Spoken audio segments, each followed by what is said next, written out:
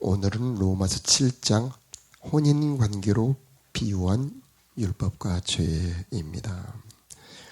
우리 1절부터 2절까지 합독합니다. 시작.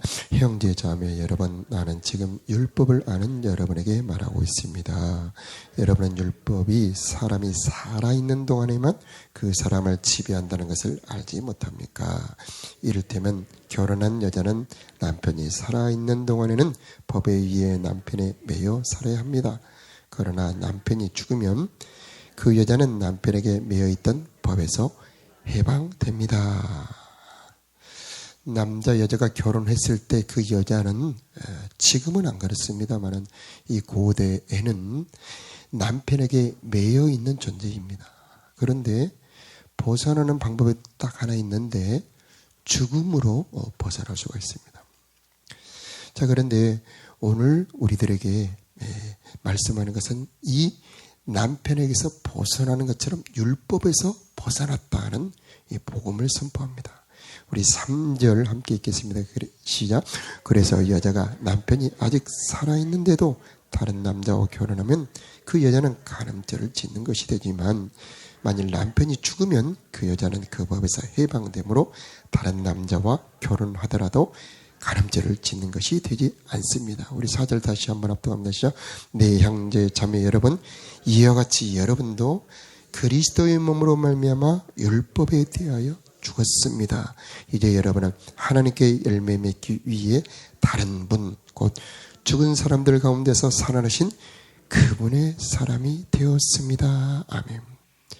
예수님의 죽음이 율법에서 벗어날 수 있는 우리들의 죽음이 되었다는 것입니다. 그래서 5절에 보면은 전에 죄의 성품에 사로잡혀 있을 때는 율법이 우리 몸속에서 죄를 지으려는 욕망을 일으켜 죽음에 이르는 열매를 맺게 했습니다. 그래서 율법을 남편으로 비유를 하고 있습니다. 자, 왜 우리는 율법에서 벗어나야 됩니까? 왜 율법에서 해방돼야 됩니까? 그것은 율법의 무능력함 때문입니다. 우리 10절 말씀을 한번 읽어보겠습니다. 나는 시작. 나는 죽었습니다. 그래서 생명으로 인도해야 될 계명이 사실 나를 죽음으로 이끄는 계명이 되고 말았습니다. 자, 율법의 무능력함을 다시 한 8절을 통해서도 읽어보겠습니다. 시작. 그러나 죄는 이 계명을 이용하여 기회를 엿보아 내 속에서 온갖 탐심을 일으켰습니다. 율법이 없다면 죄는 죽은 것이나 다름없습니다. 자, 9절 시작. 전에 내가 율법과 상관이 없을 때 나는 살아있었습니다. 그러나 계명이 들어오자 죄가 살아나고 10절 다시 한번 읽습니다. 나는 죽었습니다. 그래서 생명으로 인도해야 할 계명이 사실 나를 죽음으로 이끄는 계명이 되고 말았습니다. 우리를 생명으로 인도하라고 계명을 주셨는데 그 율법 계명이 우리를 생명으로 인도하기는커녕 도리어 죽음에 이르게 했다는 것입니다. 그 율법의 한계는 우리들 속에 일어나는 죄의 욕망을 막아주지도 못합니다. 5절에 율법이 우리 몸속에서 죄를 지으려는 욕망을 일으켜 죽음에 이르는 열매를 맺게 했습니다. 자, 이게 바로 율법의 한계입니다. 율법의 무능력함입니다. 그래서 이제 벗어날 수 없는 이 율법에서 벗어날 수 있는 길을 주셨는데 바로 그게 예수님의 십자가의 죽음입니다. 그래서 이 예수님의 십자가의 죽음이 내 속으로 들어와서 이제 율법에 대해 죽었다. 율법에서 해방되었다. 그러나 그게 끝이 아니고 4절에 율법 대신에 다른 남편을 주셨는데 바로 죽었다가 살아나신 분 예수님이다라는 것입니다. 그래서 이제 예수님에게로 가서 그분을 위해 하나님을 향하여 열매를 맺는 사람이 되었다는 복음을 전하고 있는 것입니다. 만일에 율법이 그대로 우리들을 지배하는 법이 되었다면 우리는 여전히 사망의 열매를 맺을 수밖에 없는데 이제 우리들에게 새로운 법, 새로운 남편을 주셨는데 바로 예수 그리스도시다. 그런데 8장에 보면은 그 예수 그리스도를 생명의 성령의 법으로 말씀을 합니다. 그래서 그리스도께서 이제 우리들 속으로 오셔서 우리 가운데 거하시는데 그게 바로 성령이시다는 것입니다. 자, 율법과 성령은 차이가 있습니다. 율법은 우리 속의 욕망을 막아주지 못합니다. 우리가 죄를 지으려고 할 때 막아주지 못합니다. 그 율법은 우리가 사망의 열매를 맺을 때에 그 열매를 막을 수가 없습니다. 그런데 이제 우리 안에 오신 예수님 성령은 능력이 있습니다. 바로 복음이지요. 우리 안에 들어와 있는 죄의 욕망을 죽여줍니다. 그리고 이제 하나님을 향하여 열매를 맺게 만들어줍니다. 하나님을 향하여 순종할 수 있는 힘을 줍니다. 그래서 이제 우리는 율법의 지배에서 벗어나 새로운 남편이신 그리스도 예수에게 가는 사람들이 되어야 한다라고 말씀을 하고 있는 것입니다. 자, 우리가 복음을 말할 때에 크게 3장에는 전에 지은 죄에서의 해방입니다. 그런데 자, 6장, 7장, 8장에는 그것이 끝이 아니다. 우리 속에 거하는 죄가 있다. 자, 우리가 한 장을 넘겨서 내일 말씀입니다만은 17절 말씀을 한번 보도록 하겠습니다. 7장 17절 말씀에 보면은 그런데 함께 읽어볼까요? 시작. 그런데 이제는 원하지 않는 일을 하는 존재는 내가 아니라 내 안에 살고 있는 죄입니다. 자, 내 안에 죄가 살고 있다. 죄의 용서를 받았는데 아직 내 속에 죄가 살고 있다. 자, 20절 시작. 내가 원하지 않는 일을 행하고 있다면 그 일을 행하는 자는 내가 아니라 바로 내 안에 살고 있는 죄입니다. 그래서 전에 지은 죄는 피로 해결을 하십니다. 그런데 내 속에 아직 죄를 짓지 않았지만은 죄를 지을 수밖에 없는 죄의 정욕, 육체의 정욕이 내 안에 살고 있는 것입니다. 그러면 이 문제는 어떻게 해결합니까? 바로 예수님의 십자가입니다. 그래서 6장에 세례를 말씀을 하지요. 예수님의 십자가가 내 안에 들어와 옛사람을 죽인다. 그래서 더 이상 죄의 종로로 타지 않게 하신다.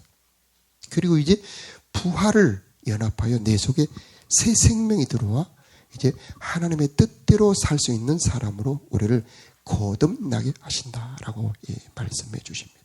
자, 6장에서 끝나지 않고 이제 7장으로 넘어오죠.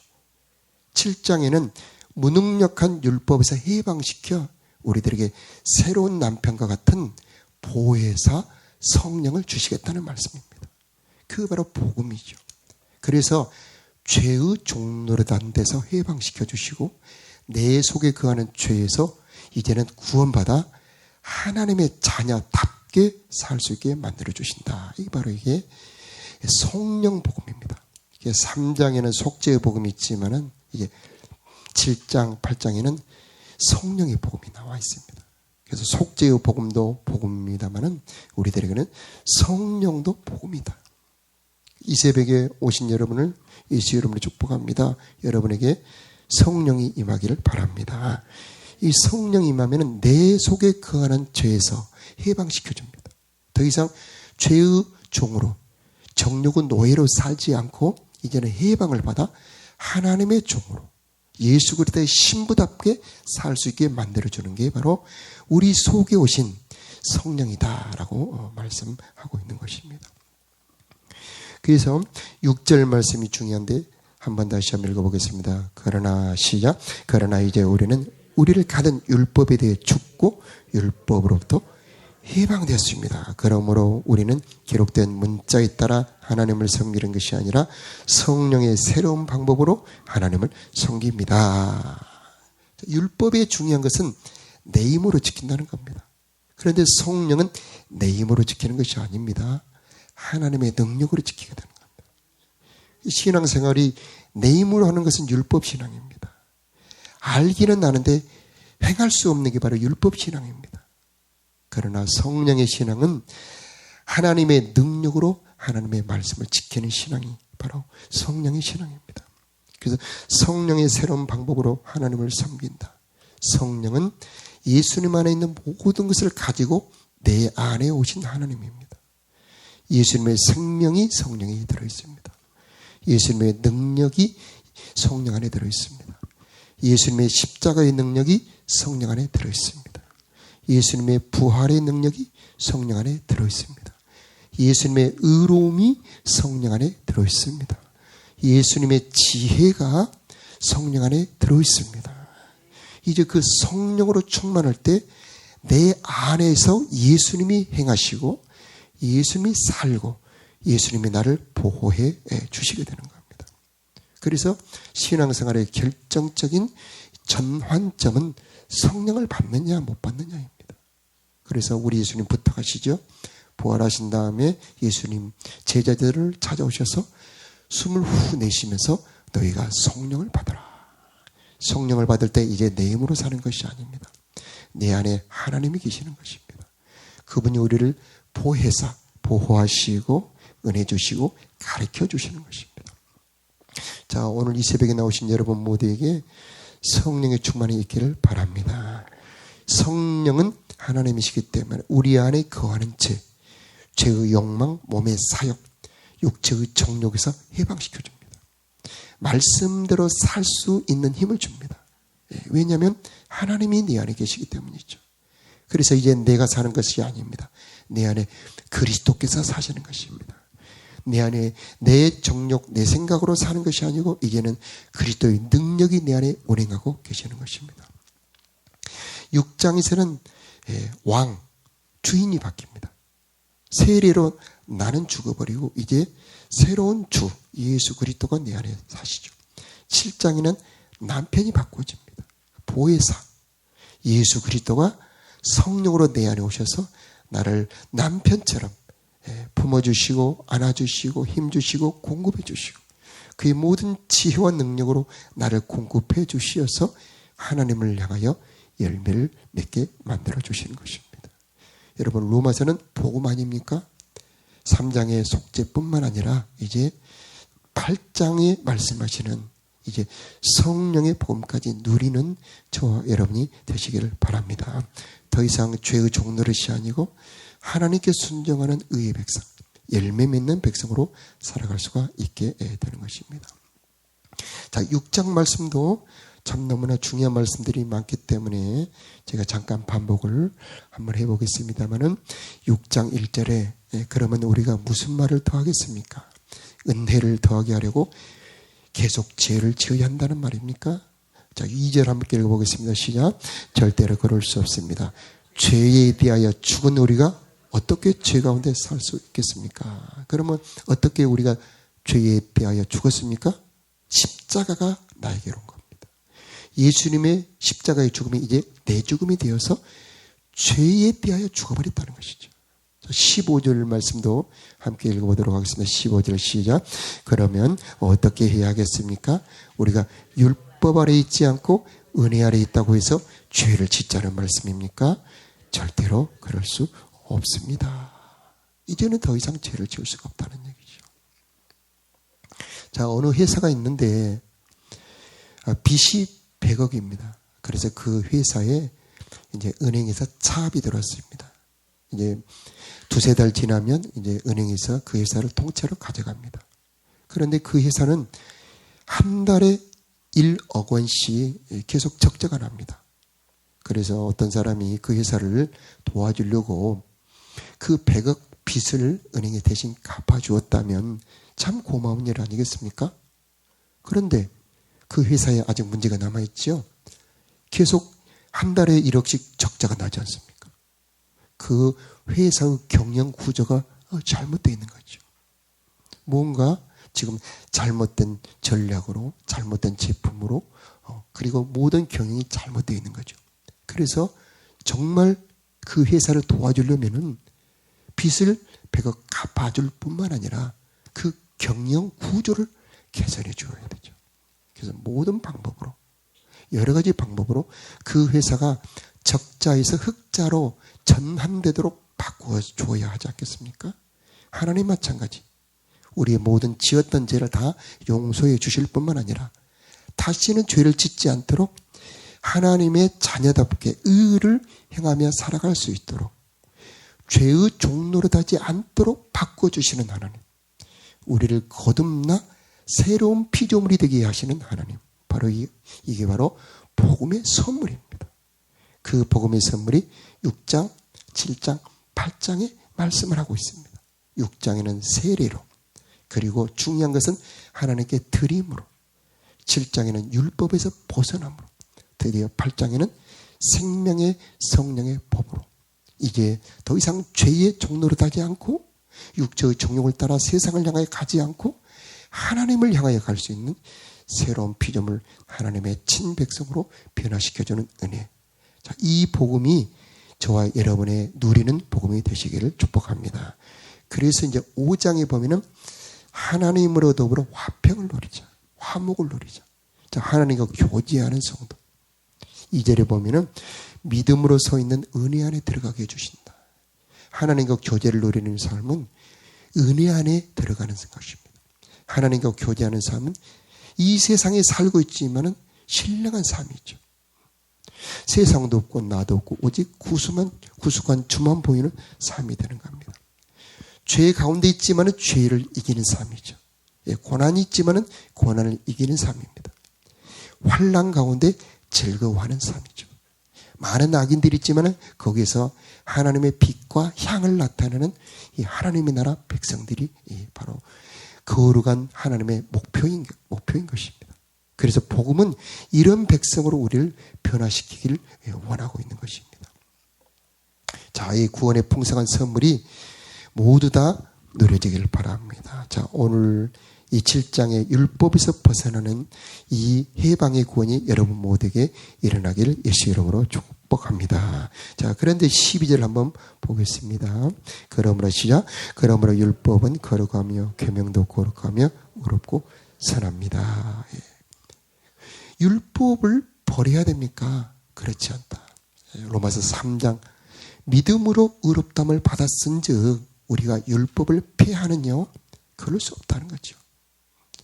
율법은 거룩하며 계명도 거룩하며 의롭고 선하다고 말씀합니다.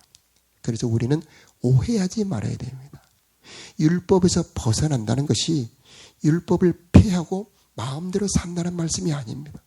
도리어 이제 예수 그리스도의 성령으로 살아가는 삶은 율법을 이루는 삶입니다. 율법의 요구를 이루는 삶입니다. 그래서 이제 우리가 금요일 말씀에 나옵니다만은 로마서 8장 4절에 보면은 율법의 요구가 이루어지게 하려 합니다. 여러분, 율법의 요구는 무엇입니까? 거룩하라는 겁니다. 너희 아버지가 거룩하니 너희도 거룩할지어다. 이게 율법입니다. 하나님의 계명을 지키라는 겁니다. 하나님을 사랑하고 또 내 이웃을 내 몸같이 사랑하라. 이게 율법입니다. 그런데 우리가 믿음으로 의롭다함을 받았고 이제 예수 그리스도를 통해서 구원을 받았기 때문에 이 율법을 안 지켜도 된다는 말입니까? 결코 그렇지 않죠. 오히려 그 반대입니다.